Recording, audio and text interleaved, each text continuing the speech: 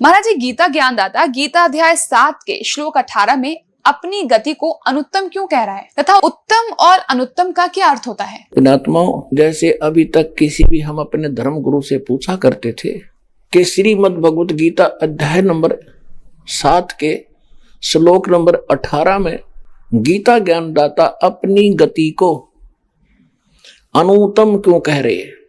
अनुत्तम तो ये क्या कहते हैं कि अनुत्तम नहीं कह रहे हैं, अनुत्तम का उन्होंने अर्थ बदल दिया।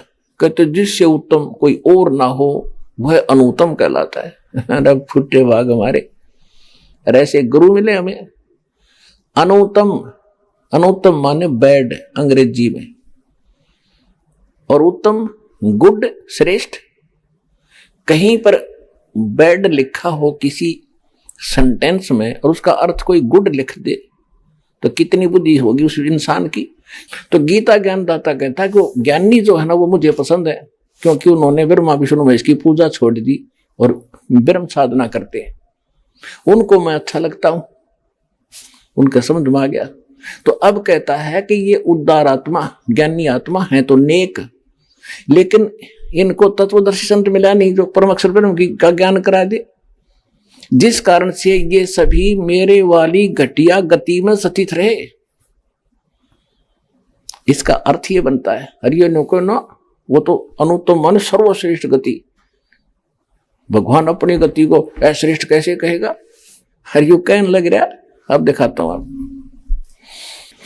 उदारा सर्वे एव एते ज्ञानी तु आत्मा एव मे मतम। ये कहता मेरे विचार में, मेरे मत में ये ज्ञानी आत्मा, तो माने तो है, सर्वे सर्वे माने सारी, उदारा माने श्रेष्ठ। ये उदार आत्मा है जितने जो ज्ञानी आत्मा है, ज्ञानी चौथे प्रकार के। आस्थित सही युक्त आत्मा माम एवं अनुत्तमाम गतिम। ये क्या कह रहा है कि ये सभी अच्छी आत्मा है और ये ज्ञानी मेरे विचार में, और ये लेकिन मेरे वाली माम अनुत्तम गतिम, मेरे से मिलने वाली जो गति स्थिति यानी लाभ है उस घटिया है, वह घटिया। अनुत्तम अश्रेष्ठ है, उसमें ही आस्थित है, उसमें ये उसी में सीमित हैं, उसी पर आश्रित हैं।